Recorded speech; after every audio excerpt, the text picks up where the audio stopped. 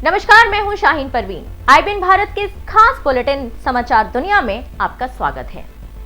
आज समाचार दुनिया में होगी दुनिया भर की अहम खबरों की बात, साथ ही होगी कवर स्टोरी पर चर्चा, जिसमें जानेंगे कैसे दिखा रहा है चीन दादागिरी, और भी होगा बहुत कुछ। लेकिन सबसे पहले डालते हैं सुर्खियों पर नजर। भारतीय सीमा के पास चीनी टैंकों ने बरसाए गोले, थर्रा उठी लद्दाख की पहाड़ियां।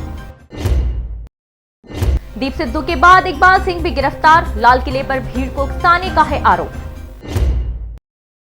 निजीकरण के विरोध में 2 दिन की हड़ताल, मार्च में लगातार 4 दिन तक बंद रह सकते हैं बैंक। उत्तर प्रदेश के कासगंज में शराब माफिया ने किया पुलिस टीम पर हमला, सिपाही की मौत। इन अहम खबरों पर हम करेंगे चर्चा, लेकिन सबसे पहले कवर स्टोरी पे करेंगे बात। आज कवर स्टोरी में हम करेंगे चीन की बात, जो लद्दाख में कर रहा है युद्धाभ्यास।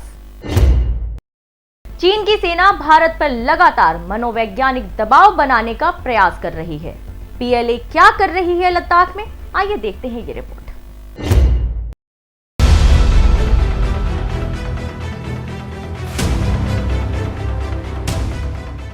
पूर्वी लद्दाख में दादागिरी दिखा रहे चीन की सेना पीएलए भारत पर मनोवैज्ञानिक दबाव बनाने के लिए लगातार वास्तविक नियंत्रण रेखा से सटे अपने इलाकों में युद्धाभ्यास कर रही है।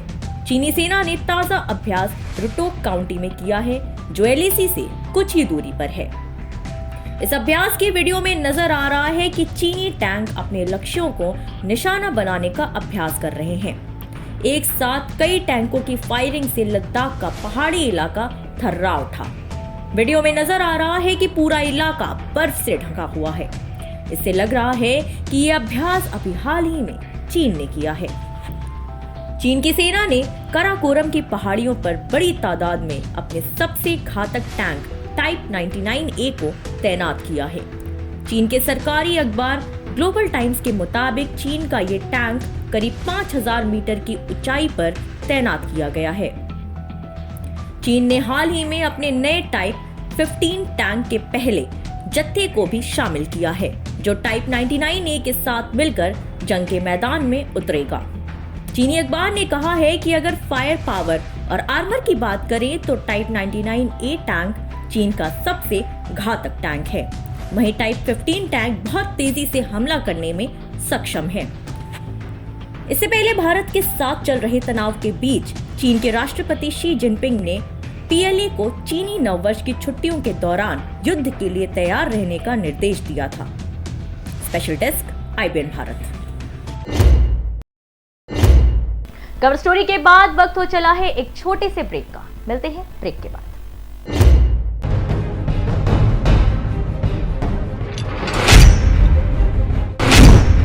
बहने लगी है चुनावी बयान, अब होंगे विकास के दावे, गली मोहल्लों को चमकाने के वादे। हर दावों और वादों की आईबीएन भारत करेगा पड़ताल, क्योंकि आप बनाने जा रहे हैं गांव की सरकार। नमस्कार, ब्रेक के बाद आपका स्वागत है। दिल्ली के लाल किले पर हुए हिंसा के मुख्य आरोपी दीप सिद्धू की गिरफ्तारी के बाद इकबाल सिंह को भी पुलिस ने गिरफ्तार कर लिया है। एक रिपोर्ट देखिए।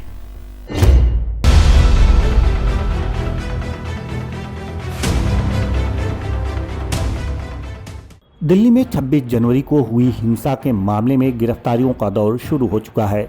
लाल किले पर उपद्रव के मुख्य आरोपी दीप सिद्धू की गिरफ्तारी के बाद अब इकबाल सिंह को गिरफ्तार किया गया है। इकबाल पर 50,000 रुपए का इनाम रखा गया था। उस पर लाल किले पर लोगों को और उपद्रव करने का आरोप है। उसे पंजाब के होशियारपुर से गिरफ्तार किया गया। बताया जा रहा है कि इकबाल सिंह पंजाब के लुधियाना का रहने वाला है। वह 26 जनवरी को लाल किले से फेसबुक लाइव कर रहा था और लोगों को कह रहा था, और जल्दी कर लो, तिरंगा उतार दो थले अपने आप ही। वाहिगुरु वाहिगुरु वाहिगुरु वाहिगुरु वाहिगुरु। ਅਸੀਂ ਅਜੇ ਬੇਨਤੀ ਕਰਦੇ ਹਾਂ ਮੋਦੀ, ਇਹ ਤਿਰੰਗਾ ਉਤਾਰ ਕੇ ਤੂੰ ਆਪਣੇ ਖਾਲਸਾ ਨਿਸ਼ਾਨ ਸੇ ਚੁਲਾ ਦੇ।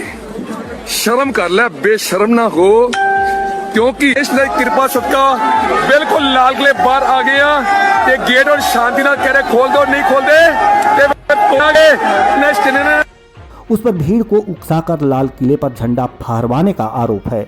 अब क्राइम ब्रांच की टीम इकबाल सिंह से पूछताछ करेगी। इससे पहले लाल किले में हुई हिंसा के मामले में 15 दिन बाद गिरफ्तार पंजाबी एक्टर दीप सिद्धू को कोर्ट ने 7 दिन की पुलिस रिमांड पर भेज दिया।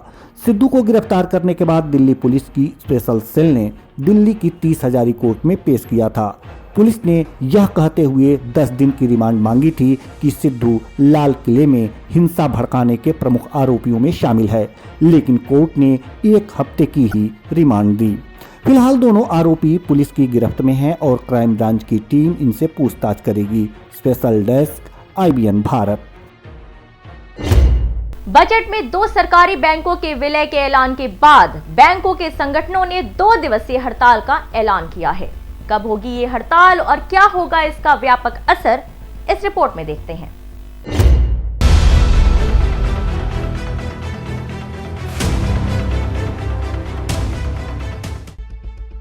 मार्च में बैंक लगातार 4 दिनों तक बंद रह सकते हैं। यह बंद सरकारी बैंकों के कर्मचारियों के हड़ताल के कारण हो सकता है। सरकारी बैंकों के कर्मचारी 2 दिनों की हड़ताल करेंगे, जिससे मार्च में बैंक लगातार 4 दिन तक बंद रह सकते हैं। गौरतलब है कि बैंकों के कर्मचारी सरकार के निजीकरण के फैसले से नाराज हैं और इसलिए सरकारी बैंकों के संगठनों ने 2 दिन की हड़ताल किया है। यह हड़ताल मार्च में 15 और 16 तारीख को हो सकती है। 13 मार्च को महीने का दूसरा शनिवार है और 14 मार्च को रविवार। ऐसे में मार्च में लगातार 4 दिन बैंक बंद रह सकते हैं। आपको बता दें कि वित्त मंत्री निर्मला सीतारमण ने बजट में 2 और सरकारी बैंकों के निजीकरण का ऐलान किया है। निजीकरण को लेकर सरकारी बैंकों के कर्मचारियों में डर बन गया है कि इस निजीकरण का शिकार बड़े से लेकर छोटा तक कोई भी बैंक हो सकता है। इसलिए 9 बैंक यूनियन के केंद्रीय संगठन United forum of bank unions ने इस हड़ताल का ऐलान किया है। इसके पहले सरकार IDBI बैंक का साल 2019 में निजीकरण कर चुकी है और पिछले 4 साल में 14 सरकारी बैंकों का विलय भी किया गया है। Special desk IBN Bharat. इन अहम खबरों के बाद वक्त हो चला है एक छोटे से ब्रेक का। मिलते हैं ब्रेक के बाद।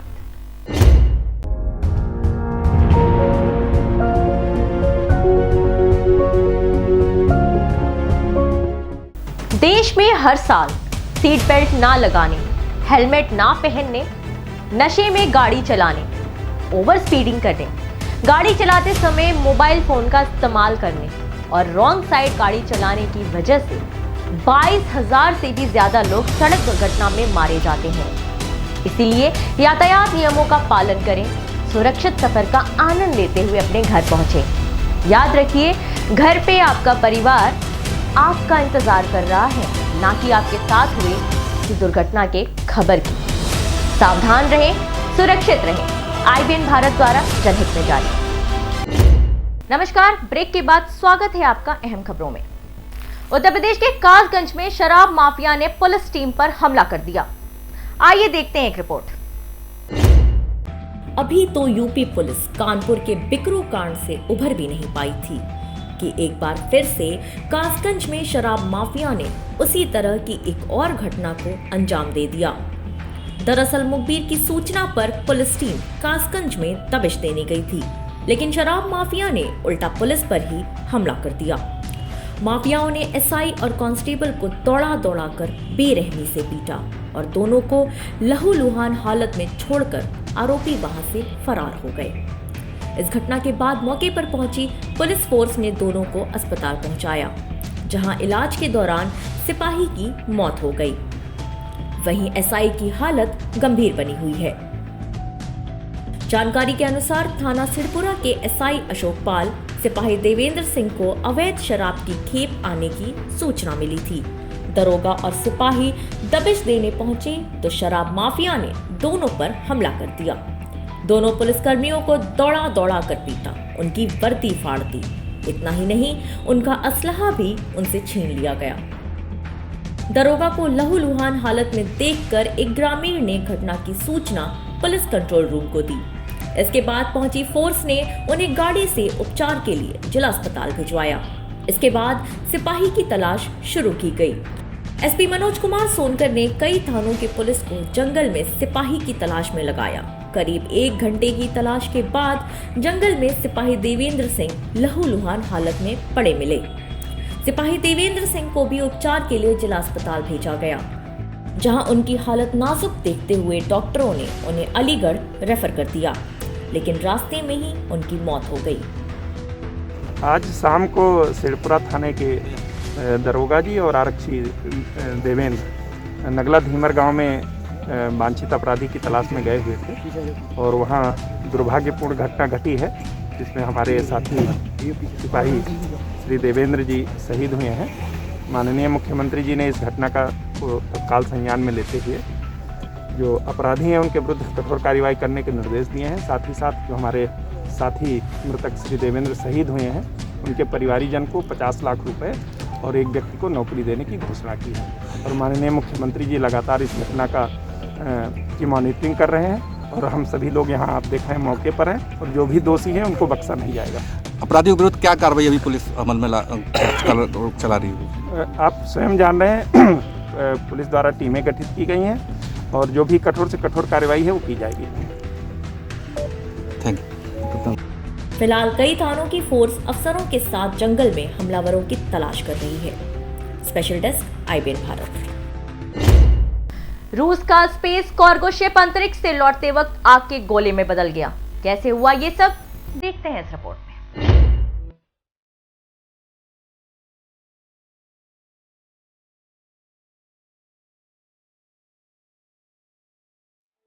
रूस का स्पेस कार्गो शिप अंतरिक्ष से लौटते समय फट गया। ये आग के गोले में बदल गया। ये cargo ship international space station में एस्ट्रोनॉट्स के लिए खाना और साइंटिफिक इंस्ट्रूमेंट्स लेकर गया था।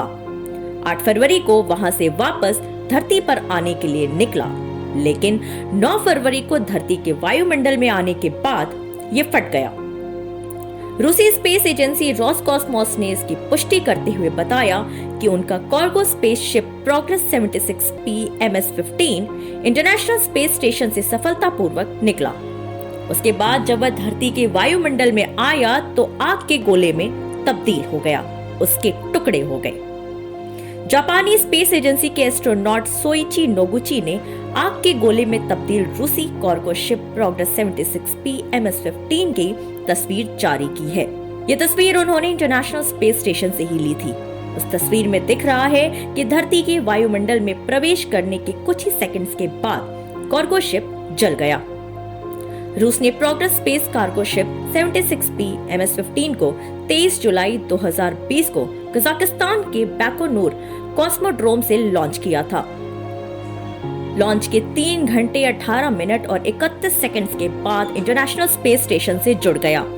ये एक रूटीन कार्गो डिलीवरी थी। इसमें इंटरनेशनल स्पेस स्टेशन के लिए 2.5 टन सामान था। Progress 76P MS-15 cargo ship में स्पेस स्टेशन पर मौजूद एस्ट्रोनॉट्स के लिए 1430 किलोग्राम ड्राई कार्गो, 620 किलोग्राम ईंधन, 40 किलोग्राम ऑक्सीजन और 420 किलोग्राम पानी लेकर गया था। Special desk IBN Bharat.